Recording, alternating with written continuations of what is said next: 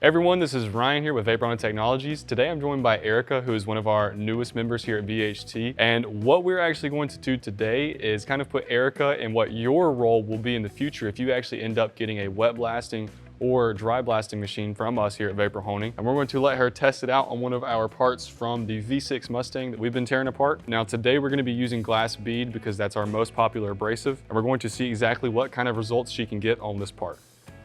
All right, so basically to explain what this part is, that's the water pump out of the Mustang.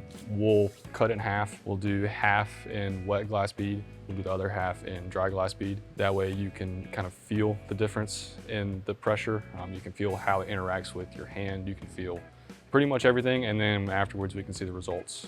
You have any questions so far? I'm just nervous about being able to hold it in the right spot. Try not to hold the part initially. You can actually set it on the floor and just blast. That way you're not blasting into your glove, which kind of extends their lifespan, but it also makes it much easier to hold those parts. Because then you only have to worry about it forcing the part away from you. You don't have to worry about it pushing your hand down. Okay. So start on the floor, and then if you get more comfortable, you can always pick the part up and move from there. I'll kind of run through where you need to keep the blasting gun and how all that works in just a minute, but we'll go ahead and get this taped up in front of a machine.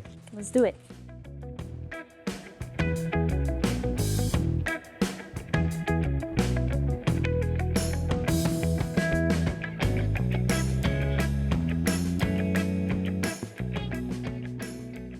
I'm gonna go ahead and hand this to you. We're gonna be focusing on what would be your right-hand section. She's gonna go ahead and load this in. Again, guys, we're using glass bead inside this machine. This is the VH1000, which this is really the first true industrial wet blasting machine that we have. So it's got the door switch, precision regulator. What we expect to see with this is it's going to be able to clean this corrosion off no problem. And it should leave us with a nice polished part, particularly because this is aluminum. And even though it's glass bead, which is a circular abrasive, we should be able to remove that rust that's on top. One thing you want to do is when you're blasting, stay around 4 to 6 inches from the part. Okay. You are blasting, it'll probably be around 90 PSI whenever you actually get started. So there is going to be quite a bit of pressure. And again, if it's easiest, you can leave the part on the floor down there. Now there are a few ways to actually hold a blasting gun. If you guys have a vapor honing machine, so you can hold it how she has it at the end. You can also put your hands through. I usually put them actually through and then go up towards the blasting gun like that. Okay. For larger parts. And then you can also alternatively curl around the bottom like this. Because what it is like, you know, when you're blasting for extended periods of time, holding it and having to grasp it towards the end, your hand starts to cramp. But if you can offset that pressure, because the blasting gun's just forcing itself into your hand, you can easily just sit there and blast. A few different ways to do it. Again, if you're trying to get up and precise, sometimes it's easiest to go towards the end. But again, I like to go in between the hoses. Totally up to preference for you guys.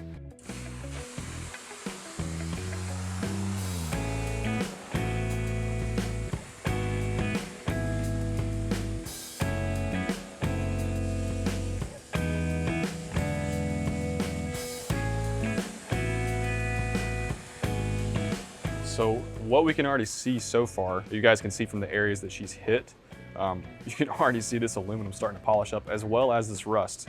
How hard was it for you to take that rust off as you were blasting? That was pretty easy. Honestly, just like being able to see like what part I'm missing and getting over that while it's spraying. We'll go ahead and finish this side up and then we will shortly do the dry blasting side afterwards.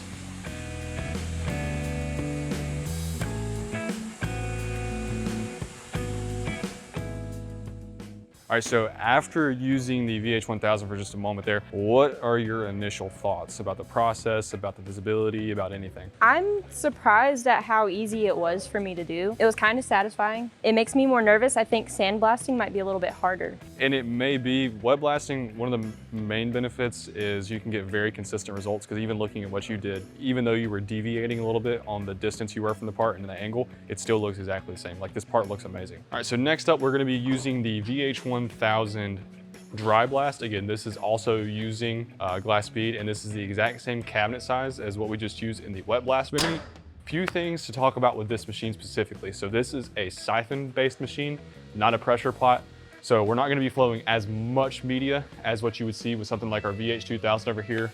It has a pressure pot. This is gonna be nowhere near as forceful when it actually impacts the part, because again, the abrasive delivery is much less and it does not come out with as much force, but we still should see some pretty good results. Another thing to mention, this machine is fitted with our dust collection system.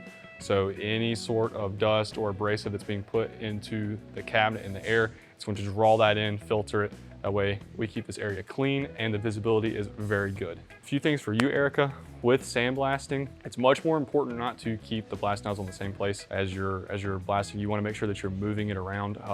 If you keep it in the same place, you're going to do what's called hot spotting, which is basically where you treat one area of the part more than the other, so it's discolored at the end. That's big if you guys are looking to do any sort of anodizing or anything of that nature afterwards, because that will definitely show up. But glass bead's very easy to blast with, and your visibility should be really good here. You don't have to go that fast. Just kind of like sweeping motions, that'll work. As long as you're not holding it in one spot, you're fine.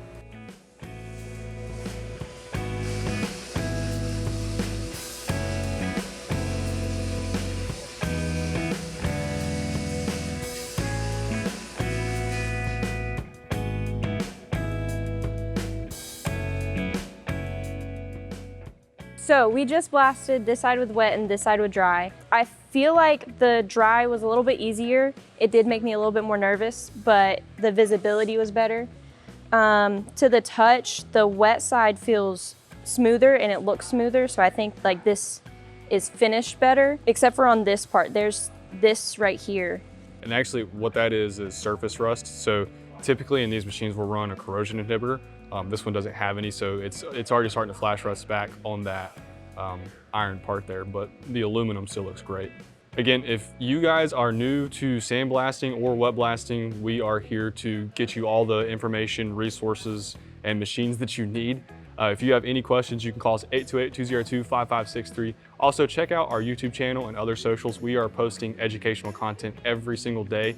If you guys like this video, please give us a thumbs up and also consider subscribing.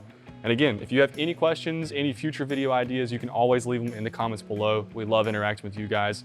But thank you very much for watching, and thank you, Erika. Thank you. We will see you all in the next one. Peace.